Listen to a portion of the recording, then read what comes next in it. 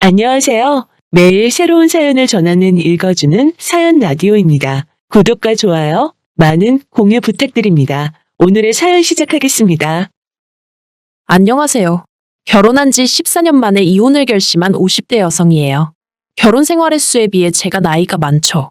어디서부터 어떻게 이야기해야 하나 싶은데 원래 결혼 생각이 없었는데 뒤늦게 남편이란 사람을 만나 팔자에도 없는 결혼을 했거든요. 그리고 이후로 사실 돌이켜보면 그동안에도 별의별 일이 있었지만 아이를 핑계로 먹고 사는 걸 핑계로 어영부영 넘어갔던 게 사실이에요. 뒤늦게 한 결혼이었던 만큼 남들 눈에 잘 사는 걸로 보였으면 싶어서 어떻게든 이혼만큼은 피하고 싶기도 했고요. 그런데 얼마 전 그 일을 겪고 나니 제 인생이 안타깝고 더는 이렇게 못 살겠다 싶네요. 남편하고는 먼 친척의 소개로 만났습니다. 남편은 당시 공장 생산직으로 근무하고 있었고 저는 중소기업에 다니는 회사원이었어요. 남편이나 저나 솔직히 별 볼 일은 없었지만 저는 남편의 근면성실하고 책임감 있는 성격이 마음에 들었고 남편은 남편대로 수더분하면서도 알뜰살뜰한 제가 좋았다대요. 어느 다른 연인들과 마찬가지로 작은 다툼이 있기도 했고 서로 헤어지니 많이 한 적도 있지만 그래도 결국 연애 2년 만에 남편이 먼저 결혼하자 했고 저도 남편 정도면 결혼 상대로 나쁘지 않다는 생각에 그러자 했습니다. 결혼 당시 양가에서 특별히 받은 건 없어요. 아버님은 일찍이 돌아가셨고 이후로 어머님과 남편 그리고 시동생과 신우까지 그렇게 내 식구가 의지하며 살았다고 들었거든요. 그리고 저희 집 사정도 별반 다르지 않았습니다. 비록 부모님은 두 분 다 건강하셨지만 제가 시집 간다고 한몫 챙겨주실 만큼의 재산은 갖고 계시지 않았으니까요. 그나마 다행히 두 분 앞으로 집 한 채 있고 자식들한테 손 벌리지 않을 정도는 되셨으니 그것만으로도 감사한 마음이었죠. 아무튼 시댁에서 아무것도 해주지 않는 마당에 저라고 딱히 친정에 손을 벌리고 싶은 생각은 없었어요. 남편도 그건 자기 체면이 안 선다며 내키지 않아 했고요. 그래서 저희들이 모아둔 돈에 대출 좀 받아서 그렇게 빠듯하게 결혼 생활을 시작했네요. 그런데 결혼한 지 1년 만에 아주 난처한 상황이 되었습니다. 알고 보니 시동생이 빚을 얻어서 그 돈을 죄다 어떤 여자한테 가져다 바쳤다는 거예요. 더 어이가 없는 건 정작 그 여자를 만나본 적도 없었다는데 뭐에 홀려서는 그런 짓을 한 건지. 경찰에 신고도 했고 수소문도 해봤지만 뭐 결국 돈은 1원 한 푼 되찾지 못하게 생겼더라고요. 아무튼 상황이 그렇다 보니 결국 어머님께서 집을 팔아 그 빚을 갚아주시겠다 하대요. 아직 앞길이 구만리 같은 아들이 돈 몇 푼에 쓰러지는 꼴을 어떻게 보냐면서. 그런데 솔직히 어머님 집이라고 해봤자 20평 남짓의 오래된 빌라였거든요. 그러니 돈이 얼마 되지도 않았죠. 게다가 문제는 집 팔아서 시동생 빚 갚아준다 하니까 남편의 여동생 그러니까 신우가 난리를 치대요. 왜 둘째 오빠만 챙겨주냐. 자기도 자기 몫을 달라면서요.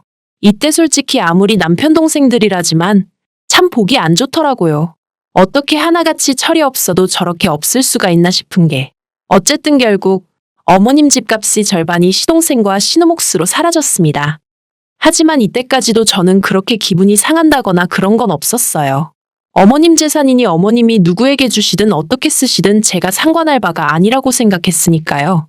다만 한 가지 마음에 걸리는 일이 있었는데 저렇게 다 퍼주시고 나면 어머님은 어디서 어떻게 생활을 하시려고 하나 하는 거였죠. 실제로 집을 팔고 나서 갈 곳이 마땅찮아 이모님네 며칠 계시다 저희 집에 와 계셨거든요. 그런데 남편 말로는 발품 팔고 하면 왜 집을 못 구하겠냐며 걱정 말라고 큰 소리를 치대요. 하지만 결국 제 걱정이 현실이 되고 말았죠.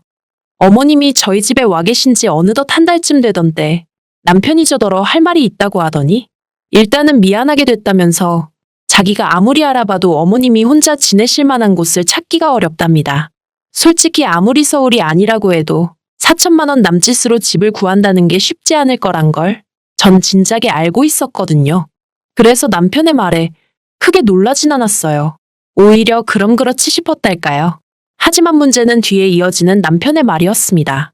남편이 어머님도 이제 우리 집에서 생활하시는데 익숙해지신 듯하니 당분간 이렇게 살면 어떻겠냐 했거든요. 솔직히 남편이 이렇게 물어오면 어쩌나 생각을 못했던 건 아니에요. 하지만 그런 생각이 들 때마다 애써 현실 부정을 하곤 했었는데 진짜 남편 입에서 그 얘기가 딱 나와버리니까 한마디로 눈앞이 깜깜하대요. 하지만 결국 어쩔 도리가 없었습니다. 돈이 없다는데 무조건 싫다 안 된다 하며 어머님더러 나가시라 할 수도 없고. 그래서 일단은 저희가 애가 없었으니 나중에 아이방으로 쓰려고 했던 방을 어머님께 내어드렸어요. 그리고 남편에게는 나름대로 노력하겠지만 그래도 나도 직장 생활을 하니까 어머님이 살림은 좀 도와주셨으면 좋겠다고 솔직히 얘기했습니다. 그랬더니 남편이 자기 어머니가 그래도 그렇게 꽉 막힌 분은 아니라며 걱정하지 말라고 하더라고요. 그리고 실제로 처음 한두 달은 제가 출근하고 나면 어머님이 집안일을 좀 해주시더라고요. 다만 어머님이 연세도 있으시고 저랑 생활 방식도 다르다 보니 어쩔 수 없이 부딪히는 부분이 생기기 시작했어요. 특히 청소 같은 경우 저는 하루에 한 번은 꼭 진공청소기를 하는 편이었던 반에 어머님은 눈에 띄는 큰 것들만 치우셨는데 그나마도 쓰레기통에 버리시거나 하는 게 아니라 그냥 당신 눈에만 안 띄게 소파 밑에 밀어 넣으신다던가 대충 한쪽으로 밀어두시기 일쑤셨죠. 심지어 한 번은 당신이 드신 과자 껍데기를 쬐다 당신 이불 밑에 넣어두신 적도 있었으니까요. 그래서 제가 이러시면 집에 벌레 생기고 안 좋다 한마디 하니까 두면 알아서 버릴 걸 기어이 한마디라도 하고 싶어서 그런다며 마치 제가 시비를 건다는 식으로 말씀하시더니 치사하고 더럽다고 그럴 거면 네가 다 알아서 해라 하시는데 정말 뭐라달리 할 말이 없더라니까요. 그런데 또 빨래를 하실 때는 어찌나 깔끔을 떠시던지 걸핏하면 세탁물에 락스를 넣으시더라고요. 전 처음에 왜 제 옷들이 얼룩덜룩해지는지 이해를 못했는데 알고 보니 온갖 빨래를 죄다 같이 빠시면서 거기다 락스를 들이부으셨던 거죠. 더 황당한 건 정작 어머님 옷을 빨 때는 안 그러셨다는 거예요. 그리고 그런 일이 몇 번이고 반복되고 나서야 어머님이 살림하기 싫다는 걸 그런 식으로 시위하셨다는 걸 알겠더라니까요. 하지만 남편에게 이야기를 한들 남편은 오히려 제가 어머님을 모함한다는 식으로 오해를 할 뿐이었고 그러니 저도 더는 남편한테 하소연하고 싶지 않더라고요. 그래서 이후로는 그냥 제가 되는 대로 청소도 하고 빨래도 하고 그렇게 살림을 했어요. 힘들어 안 되겠다 싶은 날은 남편한테 하라고 시켰고요. 그러면 어머님은 그게 또 못마땅하셔서 집에 여자가 둘이나 있는데 왜 남자가 살림에 손을 대냐고 역성을 내셨지만 저도 저대로 제 방식대로 밀고 나갔네요. 그러니 어머님하고 제 사이는 날이 갈수록 불편하고 안 좋아질 수밖에 없었죠. 게다가 저를 힘들게 하는 건 그뿐만이 아니었습니다. 어머님과 합가한 지 1년 좀 지나서 제가 지금의 딸을 갖게 되었어요. 하지만 어머님께서는 여전히 살림을 도와주실 생각이 전혀 없어 보이시대요. 오히려 어머님은 당신은 예전에 임신한 상태에서 애 하나는 없고 애 하나는 손잡고 그런 와중에도 살림을 했네 돈을 벌었네 그런 말씀이나 하셨으니 한마디로 엄살 떨지 마라 유세 부리지 마라. 솔직히 그럴 생각도 없었지만 그런 어머님의 반응에 참으로 서운했고 그때 진 응어리는 10년이 지나도 풀어지지가 않네요. 아무튼 그래도 다행히 그때 제가 다니던 회사 사장님이 저를 워낙 좋게 봐주셨거든요. 그래서 마음 편히 애 낳고 오라고 해주셔서 덕분에 1년 반 후에 회사에 무사히 복귀할 수 있었어요. 그리고 제가 회사에 안 나가고 집에 있던 그 시간 동안 무슨 일이 있었는지는 구구절절 얘기하지 않겠습니다. 한마디로 지옥 그 자체였거든요. 그래도 제가 한 가지 어머님께 감사하게 생각하는 게 있다면 저희 딸이 어린이집 가기 전까진 그나마 어머님 덕을 봤다는 거예요. 물론 공짜는 아니었어요. 전 좀 어이없다고 생각하는데 솔직히 처음부터 어머님을 모시기로 하고 제가 결혼을 한 것도 아니고 어쩌다 보니 어쩔 수 없이 어머님을 모시게 된 상황에서 저 어머님한테 고생한다 수고한다 한마디 못 들어봤었거든요. 생활비는커녕 저 뭐라도 하라고 단돈 10,000원 주신 적도 없으시고요.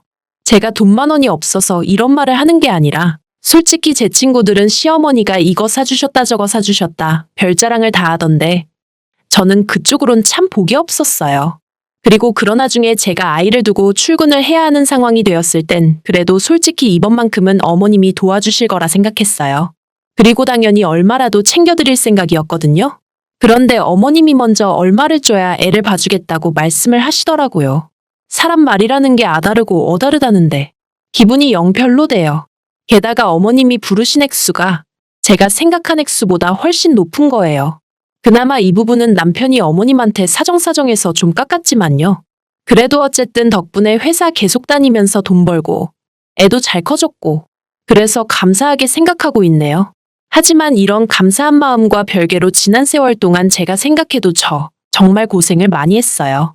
어머님의 꼬장꼬장한 성격의 저라고 매번 내내내하고 절절매가며 산 건 아니지만 그래도 생전 남편이 제 편을 들어주지 않으니 어디 의지할 데가 없었죠. 게다가 시동생이랑 신우는 걸핏하면 어머님 뵈러 온답시고 저희 집을 드나들었는데 그러면 어쨌든 손님이라고 밥은 먹여 보내야 할 거 아니냐며 그렇게 어머님이 저한테 이거저거 하라고 시키시는 거예요. 그리고 진짜 짜증나는 건 밥솥에 멀쩡하게 밥이 있는데도 가탄밥을 대접하는 거라며 밥까지 새로 하게 하셨는데 나중에는 진짜 밥이고 뭐고 다 집어 던져버리고 싶더라니까요. 게다가 시동생들은 그렇게 거진 10년 가까이 우리 집에서 툭하면 밥 처먹고 가놓고 생활비는 돈 10만 원도 내놓지를 않대요. 제가 만약 시동생이건 신우건 그쪽 입장이었으면 내 엄마 모시고 사는 형수가 올케가 고맙고 안쓰러워서라도 그렇게 입 싹 닫진 못했을 것 같은데 말이죠. 그러다 제가 올 초 크게 아팠어요. 병원에서는 뭐 면역력이 떨어져서 그런 것 같다는데 제가 느끼기에 이건 다 스트레스 때문이다 싶대요. 그리고 저도 이제 나이가 들어서 그랬는지 그때만큼은 손가락 하나 까딱도 하기 싫더라고요. 하지만 금요일 저녁 퇴근하고 온 저를 보자마자 어머님이 냉장고에 찍어 먹을 게 하나 없다며 저더러 찌개를 끓여라 어찌라 하시는데 진짜 그냥 너무 힘들어서 눈물이 나더라고요. 그래서 어머님께 제가 식사 시켜드릴 테니 애하고 그거 드시라 하곤 설렁탕 시켜드리고 전방에 들어가서 잤어요. 정말 기절하듯 잠에 들었죠. 그런데 약 때문인지 원래 제가 주말에도 아침 6시 반에는 눈을 뜨거든요. 그리고 그때부터 가족들 아침 식사도 준비하고 그래요. 그런데 그날따라 제가 9시에 눈을 떴습니다. 아니, 사람이 살다 보면 늦잠 좀 잘 수 있는 거 아니겠어요? 게다가 제가 아팠잖아요. 그러면 어머님 입장에선 한 번도 그런 적 없던 며느리가 잠에서 깨질 못하고 있으니 걱정을 해주시는 게 정상 아닌가 싶은데 제가 서둘러 방에서 나갔더니 거실에서 어머님이 정말 저를 무섭게 노려보고 계셨어요. 아마 제가 언제쯤 일어나나 안방문만 째려보고 계셨던 모양이래요. 아무튼 제가 어머님께 식사는 하셨냐니까 대답은 안 하시고 그 옆에 앉아있던 제 딸한테 사람이 이래서 배워야 되는 거랍니다. 배운 게 없으니 어른 공경할 줄도 모르고 지 도리도 못한다면서요. 그러면서 너는 그렇게 살지 마라 하시는데 그게 할머니가 손녀한테 할 소린가요? 다행히 딸은 어머님이 왜 그런 소리를 하시는지 이해가 안 된다는 눈치였지만 저는 정말 속에서 열불이 났어요. 그래서 그나마 차려드리려던 아침도 때려치고 다시 방에 들어갔네요. 그랬더니 안방문에다 대고 어머님이 늙으면 죽어야지 하시는데 그 소리 하루 이틀 듣는 것도 아니었기에 별 생각도 안 들대요. 그런데 그날 늦은 오후 남편이 집에 오니 어머님이 무슨 어린애 마냥 저희 남편을 붙들고 또 하소연을 하시더군요. 제가 당신을 일부러 굶겼다면서 제가 바로 옆에 있는데 미친 X, 개 X 해가시면서 말이죠. 원래도 생각 없이 말을 막 하시는 분인 건 알고 있었지만 그래도 이 정도인 줄은 몰랐기에 황당 그 자체였어요. 그리고 저를 더 열받게 한 건 어머님 얘기를 듣고 있는 남편의 태도였습니다. 남편이 어머니 많이 섭섭하셨구나, 속상하셨구나 하며 맞장구만 치고 있지. 한 번을 저한테 욕하지 말란 소리를 안 하더라니까요. 그래서 결국 보다 못한 제가 어머님한테 아무리 화가 나셔도 저한테 그런 쌍욕은 하지 마시라고 했어요. 그랬더니 남편이 제 손목을 휙 잡아 끌어 안방으로 데리고 가선 한다는 소리가 노인네가 무슨 소린들 못하겠냐는 겁니다. 나라님한테도 저렇게 욕하시고 돌아가신 아버님한테도 저렇게 하시는 분이라면서 저더러 그러려니 하라나요? 어이가 없어서 나라님한테 건 돌아가신 아버님한테 건 그건 내 알 바 아니고 어쨌든 나는 이대로는 못 넘어간다고 했습니다. 내가 이날이 때까지 어머님한테 뭐 인정받자고 그 비위 맞추고 산 건 아니지만 처음 아침밥 한 번 안 차려드렸다고 그런 쌍욕을 먹어야 한다곤 생각 안 한다고 이거 사과 못 받으면 더는 같이 못 산다 했죠. 그러자 남편이 저더러 미쳤냐입니다. 어디 대들 상대가 없어서 어머님을 상대로 그러냐면서 세상 천지의 시어머니한테 사과받겠다고 드는 며느리는 저밖에 없을 거라나요? 그리고는 저더러 한다는 말이 솔직히 제가 어머님한테 뭘 얼마나 해드렸다고 유세냐대요. 어차피 어머님이 안 계셨어도 우리 가족 삼시세끼는 먹고 살았어야 하는데 거기다 숟가락 젓가락 하나 더 올린 거 아니냐고. 그래놓곤 이제 와서 얼마나 어머님을 위해드린 척 하지 말라는데 정말 기가 막히더라고요. 그래서 남편더러 네가 그렇게 생각하는지 몰랐다. 소름 끼친다 하곤 이혼하자 했어요. 그러니까 남편이 저더러 헛소리 좀 하지 말랍니다. 그냥 저 하나만 참고 넘어가면 될 걸 괜히 일 키우지 말라나요? 그리고 솔직히 이후로 또 몇 달 동안 이혼 생각을 하면서 정작 행동엔 옮기지 못하고 있었어요. 가장 마음에 걸린 건 아무래도 딸하고 돈이었죠. 딸을 제가 키우고 싶은데 그러면 살 곳도 마련해야 하고 어쨌든 제가 직장이 있긴 했어도 이혼하고 나면 수입이 반토막 나는 거니 그걸로 둘이 살 수 있을까 걱정도 되었고 그래서 이도저도 못하고 있었거든요. 그런데 지난달 초 저희 어머님이 위암 판정을 받으셨네요. 3기로 넘어가기 직전이라고요. 그리고 그제서야 어머님 병수발을 누가 들거냐로 얘기가 나오기 시작했어요. 물론 시동생하고 신우는 누가 먼저랄 것 없이 자기들은 못한다고 나왔지만요. 그런데 웃긴 건 저희 남편은 당연히 제가 해드려야 된다는 식인 거예요. 제가 평소에 제대로 못 챙겨드려서 이렇게 된 거 아니냐는 식으로 몰아가더니 책임을 져야 할 거 아니냐고요. 어이가 없어서 난 당신하고 이혼할 건데 내가 왜 어머님 병수발을 들겠냐고 안 한다 했죠. 그러자 남편이 그때부터 하루는 저를 달랬다가 하루는 윽박을 질렀다가 아주 난리도 아니대요. 그렇지만 저 솔직히 저희 어머님 위암 걸린 거 인간 대 인간으로 안타깝긴 한데 며느리로선 하나도 불쌍하지 않아요. 고소하다.